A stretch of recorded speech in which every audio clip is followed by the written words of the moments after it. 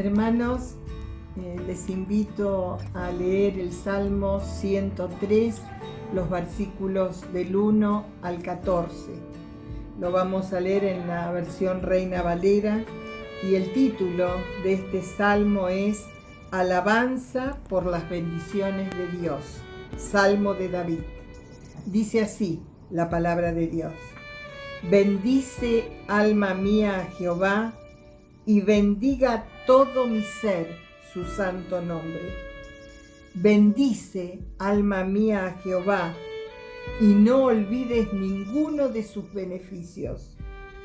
Él es quien perdona todas tus iniquidades, el que sana todas tus dolencias, el que rescata del hoyo tu vida, el que te corona de favores y misericordias, el que sacia de bien tu boca, de modo que te rejuvenezcas como el águila. Jehová es el que hace justicia y derecho a todos los que padecen violencia. Sus caminos notificó a Moisés y a los hijos de Israel sus obras. Misericordioso y clemente es Jehová, lento para la ira y grande en misericordia. No contenderá para siempre, ni para siempre guardará el enojo. No ha hecho con nosotros conforme a nuestras iniquidades, ni nos ha pagado conforme a nuestros pecados. Porque como la altura de los cielos sobre la tierra, engrandeció su misericordia sobre los que le temen. Cuanto está lejos el oriente del occidente, hizo alejar de nosotras nuestras rebeliones. Como el Padre se compadece de los hijos, se compadece Jehová de los que le temen. Porque Él conoce nuestra condición, se acuerda de que somos polvo. Dios bendiga su palabra.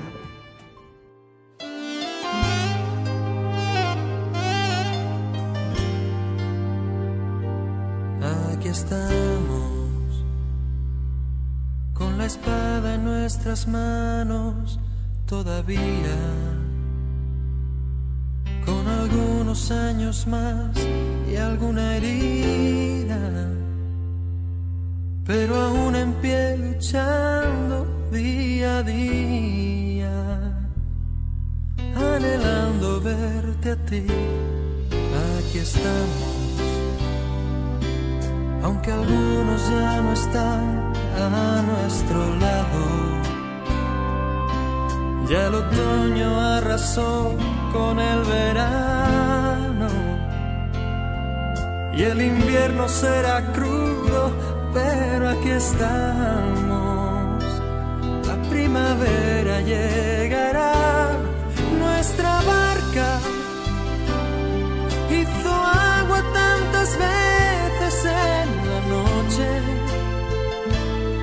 y si no se hundió jamás fue por tu mano, no por nuestra habilidad, sino por tu compasión. Aquí estamos, sabedores de que solo fue tu gracia y conscientes de que siempre habrá mañana. En tu nombre y por la fe, aquí estamos.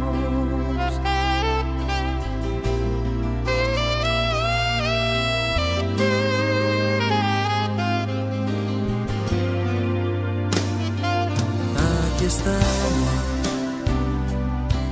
los recuerdos se me agolpan en la mente, y en algún momento tu figura emerge. No sé cómo, pero siempre, siempre estás presente en el tiempo y el lugar.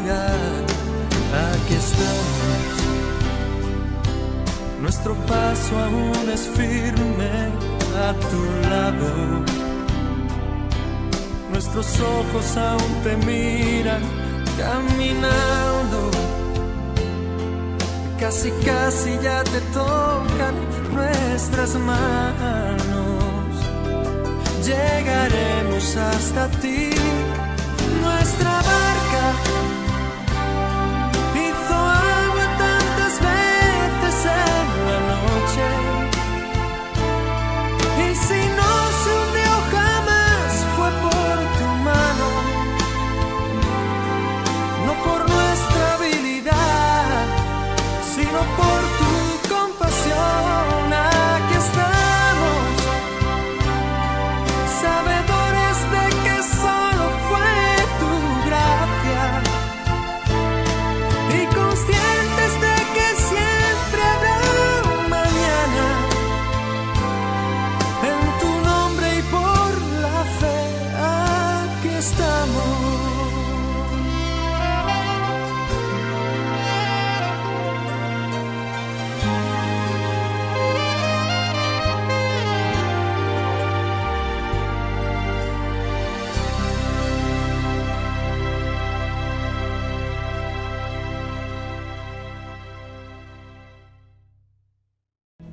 Buen día, hermanos, el Señor les bendiga. Aquí estamos en este hermoso día dedicado al Señor, y como dice el canto que acabamos de escuchar, sabedores de que solo es por su gracia. Agradecemos en esta mañana por su amor y cuidado para con nosotros, y de saber que sus promesas son una realidad. El siguiente canto que vamos a escuchar dice que Él sigue siendo Dios. Y en el libro de Mateo nos dice que Él va a estar con nosotros todos los días hasta el fin. Qué maravillosa noticia esta. Él sigue siendo Dios. Él nos ama y quiere estar con nosotros siempre. Dios les bendiga, disfrutemos de este hermoso culto, hermanos, dedicado a Él. Cuando el mundo no lo entiendo y la fe me está faltando, sigues siendo Dios, sigues siendo Dios. Te alabaré porque eres Dios, y como tú no hay otro Dios. Sigues siendo Dios, sigues siendo Dios, y por siempre lo serás. Sigues siendo Dios, sigues siendo Dios, y por siempre lo serás, lo serás.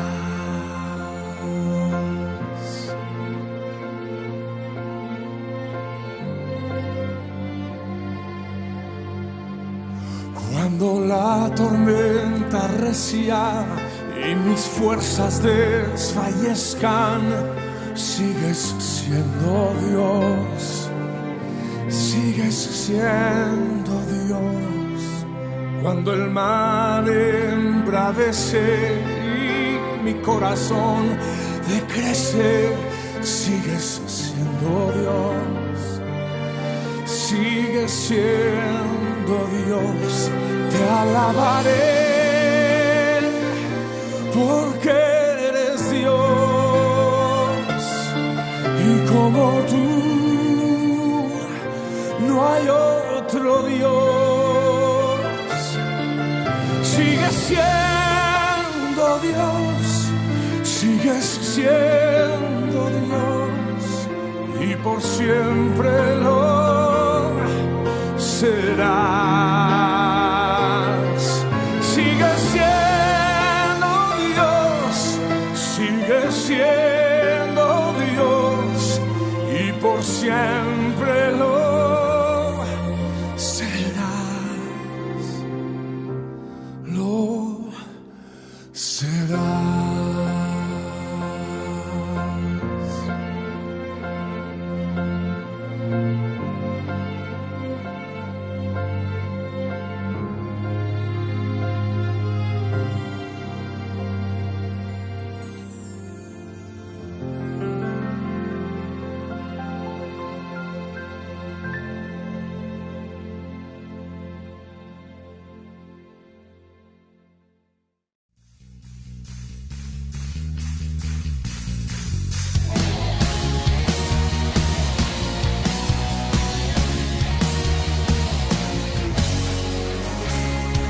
siempre estarás a mi lado.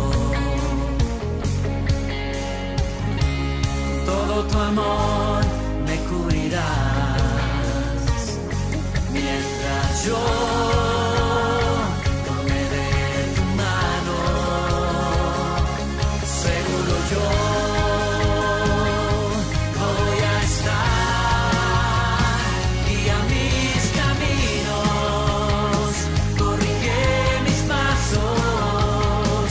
No quiero fallarte, Señor Jesús. Yo voy a alabarte mientras tenga vida, y cuando se acabe por la eternidad.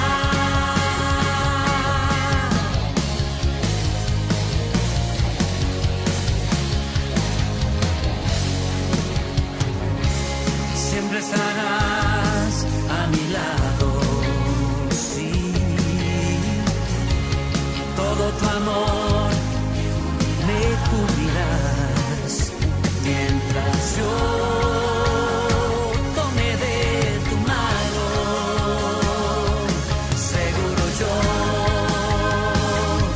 voy a estar, guía mis caminos, corrige mis pasos.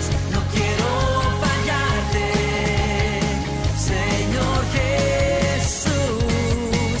Yo voy a alabarte mientras tenga vida, y cuando se acabe por la eternidad. Guía mis caminos, corrige mis pasos. No quiero fallarte, Señor Jesús. Yo voy a alabarte mientras tenga vida, y cuando se acabe por la eternidad.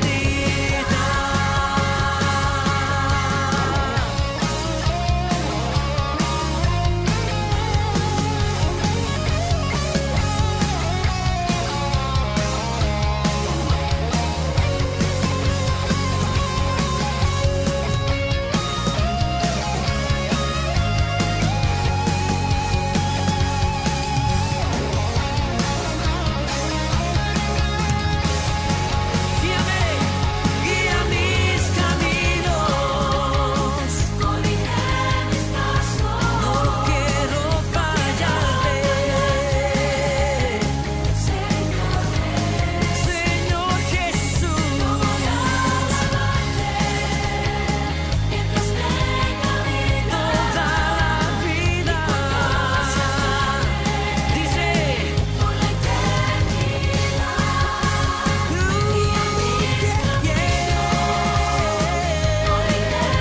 Más mi vida, no quiero fallarte, Señor.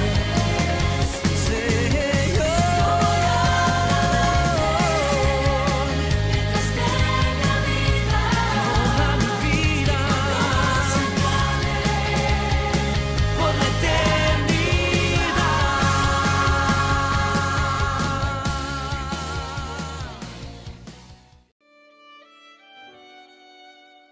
Y dice la palabra de Dios en 2 Corintios, versículos 7 y 8 del capítulo 9.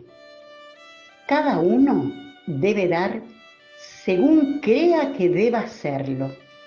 No tenemos que dar con tristeza ni por obligación. Dios ama al que da con alegría. Dios puede darles muchas cosas a fin de que tengan todo lo necesario y aún les sobre. Así podrán hacer algo en favor de otros. Amén.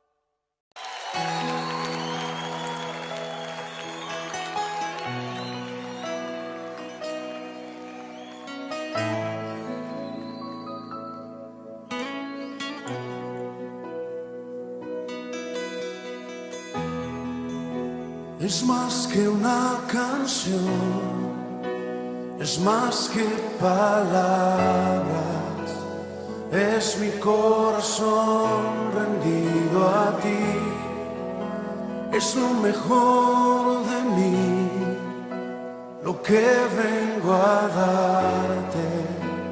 Ya no es suficiente una canción. Lo que tú me pidas,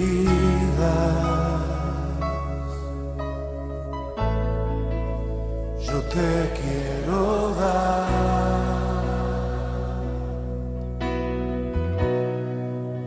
No vengo a pedir, no vengo a buscar, solo vengo a darte mi ofrenda de amor. Hoy quiero tocar tu fiel corazón y darte las gracias, mi amado Señor.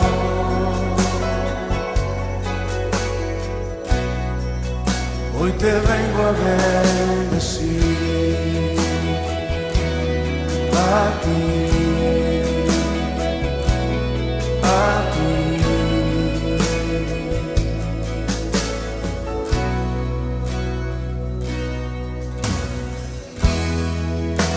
Es más que una canción, es más que palabras, es mi corazón rendido a ti, es lo mejor de mí, lo que vengo a darte.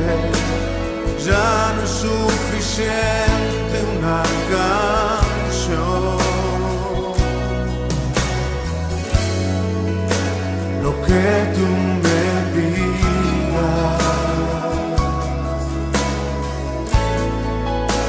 yo te quiero dar.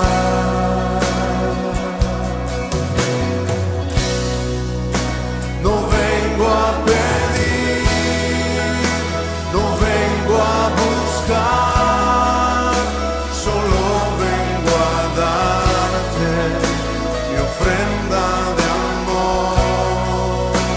Hoy quiero tocar tu fiel corazón y darte las gracias, mi amado Señor.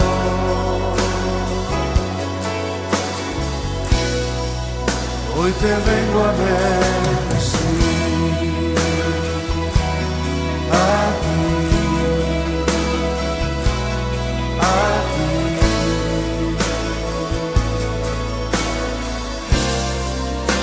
No vengo a pedir, no vengo a buscar, solo vengo a darte mi ofrenda de amor.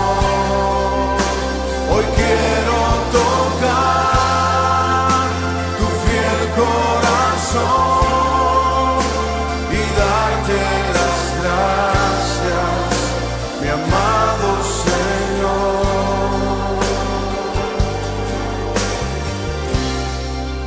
Hoy te vengo a bendecir a ti, a ti.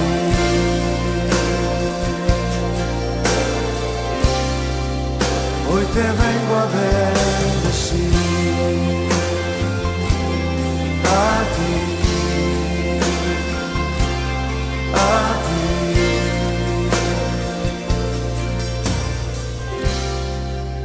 Hoy te vengo a bendecir. Buenos días a todos, que el Señor nos bendiga. Es una alegría poder encontrarnos una vez más a través de este medio, aunque seguramente todos ansiamos, esperamos y oramos al Señor pidiendo que en un momento no muy lejano podamos volver a encontrarnos en el templo como lo hicimos allí, recordarán ustedes, por el mes de marzo, que parece tan lejano, ¿no? Pero el Señor ha sido bueno, el Señor es bueno, es fiel y nos permite poder disfrutar de tiempos como estos, aunque sea a través de estos medios digitales que Él nos ha provisto. Una de las verdades centrales que podemos extraer de la carta del apóstol Pablo a los romanos que estamos estudiando en nuestra escuela bíblica es la realidad de la condición natural de la humanidad, ¿no? Alejada y separada de Dios por el pecado, necesitada de la obra redentora de Dios, que fue ya provista y completada por el Señor en su sacrificio en la cruz del Calvario.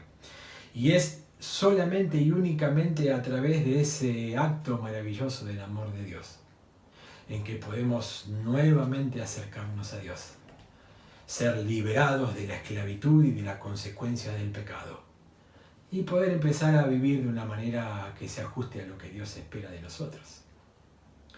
Distintas religiones o ideologías promueven el esfuerzo y la voluntad, ¿no? Y la acción del hombre para poder acercarse a Dios. Pero la palabra de Dios, la Biblia, de principio a fin, nos aseguran que es solamente por la fe. Nuestra fe depositada completa y únicamente en el Señor es lo que transforma nuestro corazón. Es lo que nos capacita para vivir como Dios espera. Y esa fue la demanda de Dios en todo tiempo, desde los comienzos de la historia. Y yo les invito a buscar en esta mañana, ir al Antiguo Testamento y buscar el libro de Miqueas, el profeta Miqueas, capítulo 6. A Miqueas lo identificamos en la Biblia como uno de los profetas menores. Su nombre significa ¿quién como el Señor? Una maravillosa definición. Al leer el libro de Miqueas podemos notar de manera clara y viva que Miqueas era una persona que estaba segura de que no había nadie que pudiera siquiera compararse como el Señor. Nada ni nadie era como el Señor. Miqueas fue un profeta contemporáneo a profetas como Oseas, como Isaías. Fue un hombre sencillo, un hombre común, podríamos decir, un hombre del campo, un campesino, alguien quizás podríamos pensar sin mucha preparación, pero alguien al que Dios usó de manera fabulosa para llamar a su pueblo a la reflexión, para confrontarlos con la dureza de su corazón, con su rebeldía frente a Dios, para alertarlos sobre las consecuencias que eso traería, pero también para traerles un mensaje de esperanza. Miqueas es el único profeta del Antiguo Testamento que identifica a Belén como la ciudad en la cual nacería el Señor. Recordarán ustedes allí en Mateo capítulo 2, cuando los sabios que venían de Oriente siguiendo la estrella se cruzan o se encuentran con Herodes, quien les pregunta con mala intención dónde iban a ser el Cristo, y ellos responden: el profeta ha anunciado que van a ser en Belén. Ese profeta era Miqueas. La realidad o el contexto sociopolítico, podríamos pensar, el tiempo de Miqueas, lo podemos encontrar allí en los capítulos 15 y siguientes del segundo libro de Reyes, o 26 y algunos capítulos posteriores también del segundo libro de Crónicas. Y la realidad sociomoral, podríamos decir, se encuentran en los 7 capítulos del libro de Miqueas, del profeta Miqueas, que yo los invito a leerlo porque son capítulos cortos, pero que nos dejan ver de manera clara que el pueblo de Dios en los tiempos de Miqueas estaba totalmente alejado de Dios, y era común el fraude, el engaño, la mentira, el soborno, la deslealtad, la baja moral, los asesinatos. Y Miqueas llama a su pueblo a la reflexión. Y en el capítulo 6 se nos presenta una escena interesante que yo les invito a leer los primeros 8 versículos para poder pensar después. Dice así, es Miqueas el que habla en estos momentos: escuchen lo que dice el Señor. Levántate, presenta tu caso ante las montañas. Deja que las colinas oigan tu voz. Escuchen, montañas, la querella del Señor. Presten atención, firmes cimientos de la tierra. El Señor entra en juicio contra su pueblo. entabla un pleito contra Israel.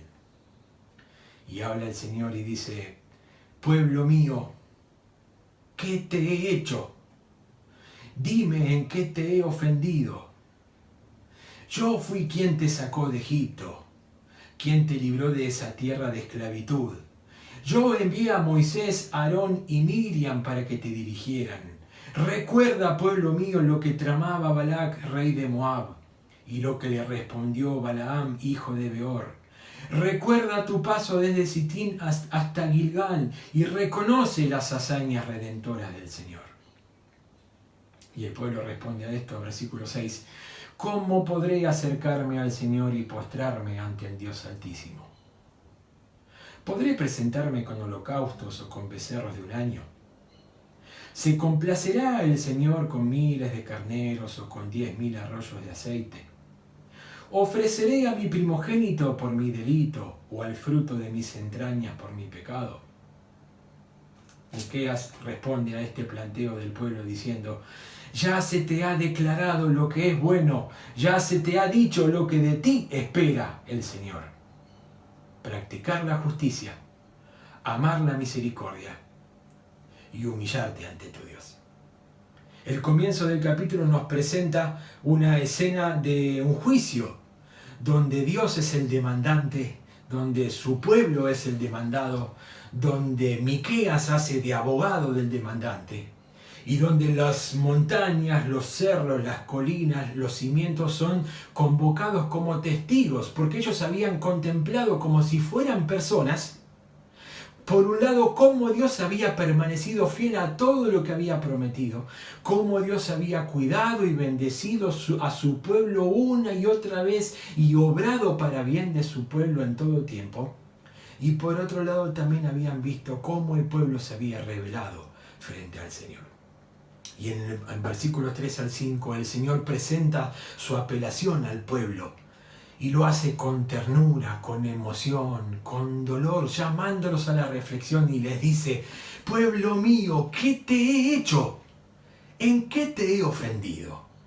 Como al punto de ponerse el Señor en tela de juicio, cuando era claro que no era Él quien había fallado.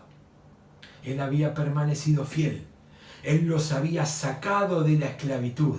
Él los había guiado, le había dado líderes probos y líderes buenos que los guiaran por el buen camino. Los había protegido por todo su tránsito a través del desierto, en un desierto donde no hay mucha esperanza de vida. El Señor los había protegido, los había guiado, había cuidado de ellos, había mostrado su misericordia, había desbaratado la obra de personas que se habían mancomunado para causarle daño al pueblo de Dios. Dios los había transformado en bendición y había obrado para bien. Y no solamente eso, sino que había obrado de manera milagrosa, separando al Jordán en dos para que ellos pudieran pasar en seco. Frente a todo eso, Dios les dice: ¿en qué les fallé? ¿En qué los ofendí? Para que me den la espalda de esta manera. Palabras de dolor. Ahora, cuando uno lee estas palabras, es difícil no pensar en cómo el corazón de Dios se duele aún hoy cuando nosotros le fallamos y cuando nosotros con nuestras actitudes le damos la espalda. Y cuando Dios tiene que venir y decirnos: Sergio, cada uno y vos podés poner tu nombre, ¿en qué te fallé? Decime en qué te ofendí, ¿por qué me estás dando la espalda? Dios le habla con amor a su pueblo, llamándolo a la reflexión.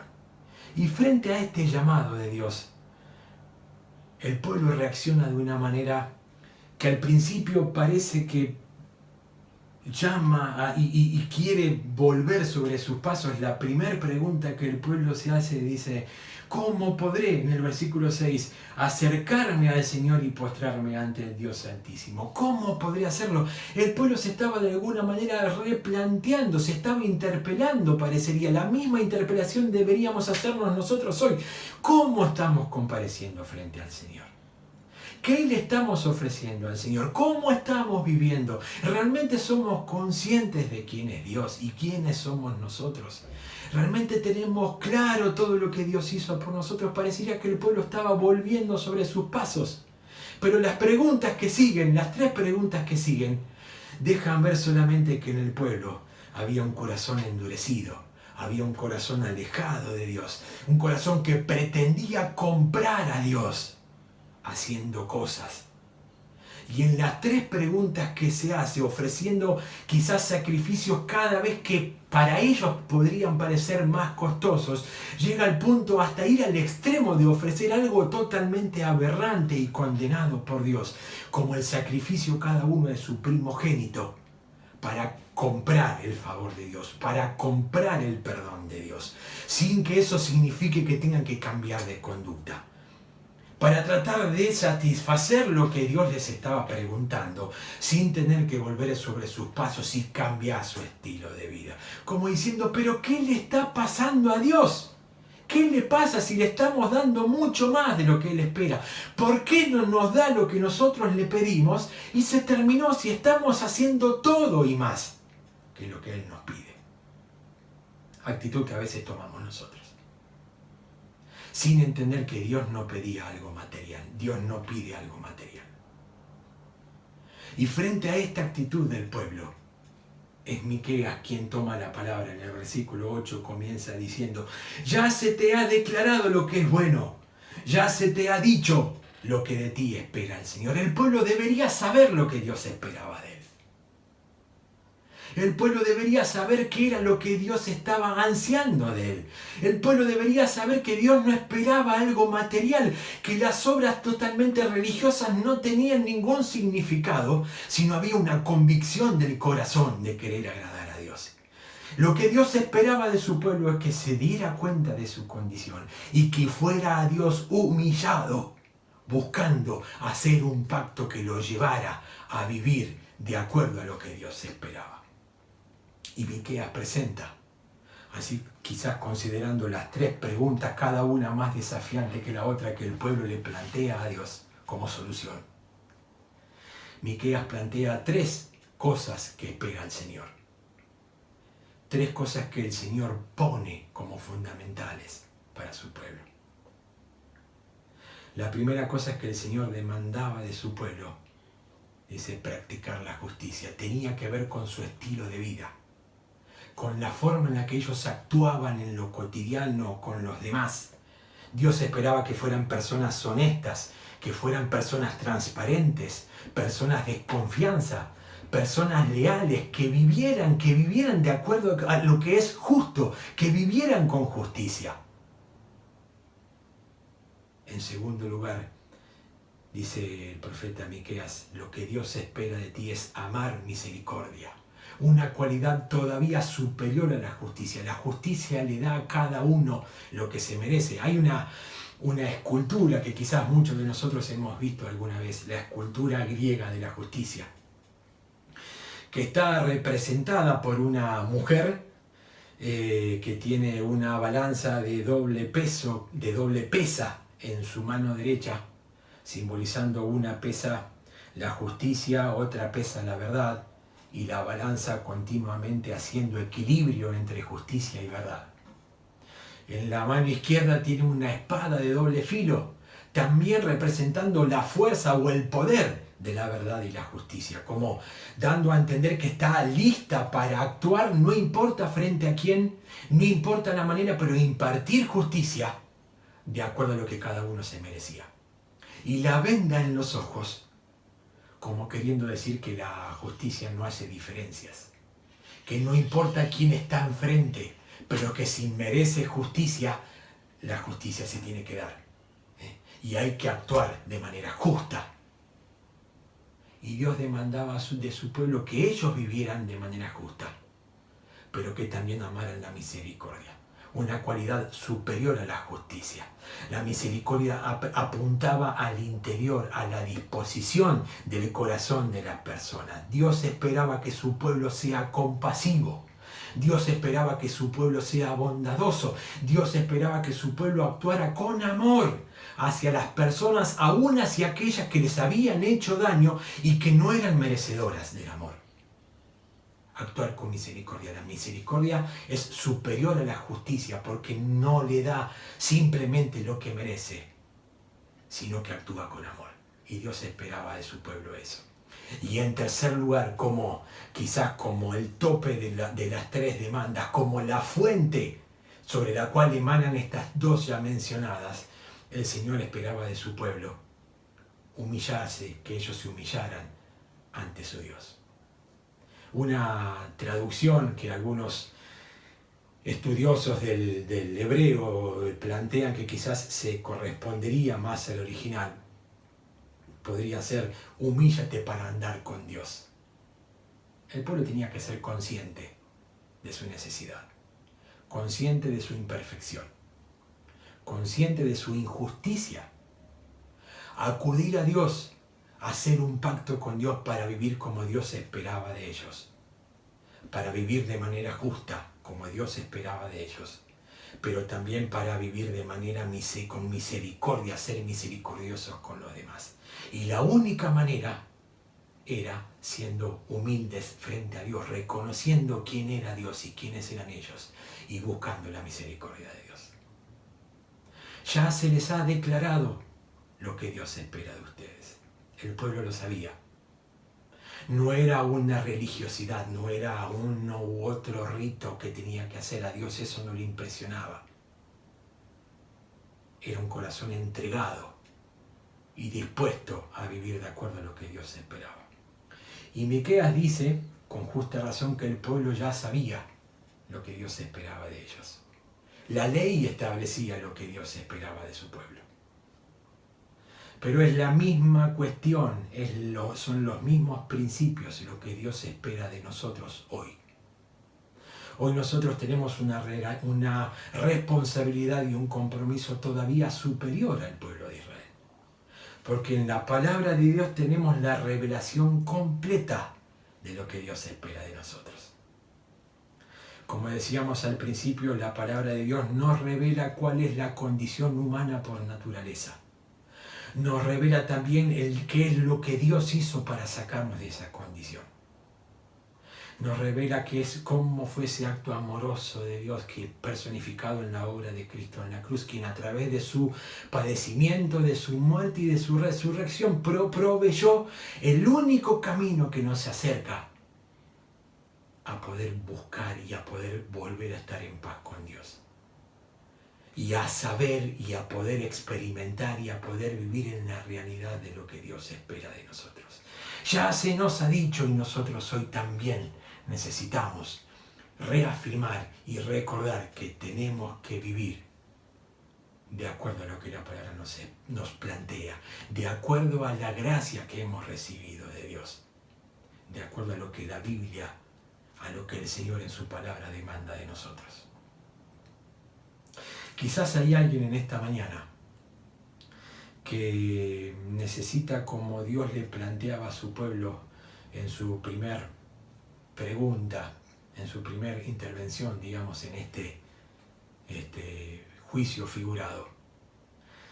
Una persona que por ahí necesita reafirmar y recordar las promesas de Dios.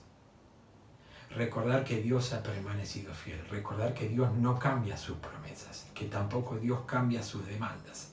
Quizás hay alguien en esta mañana que por alguna u otra situación parecería que está andando por un desierto.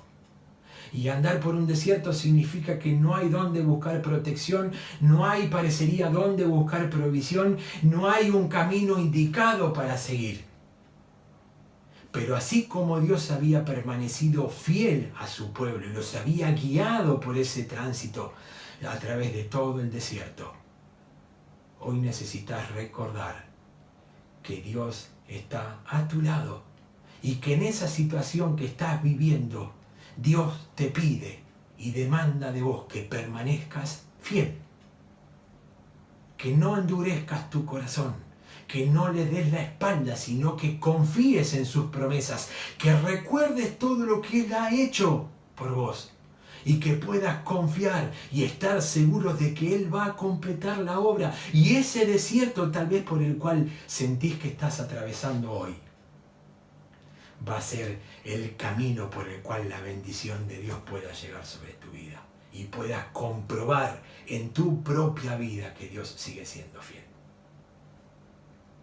Quizás hay alguien en esta mañana que está sintiendo el susurro en su corazón o en su mente de la voz amorosa pero dolida de Dios dirigiéndose a su pueblo, hablándole ahora en este momento a su corazón y diciéndole: ¿qué te hice?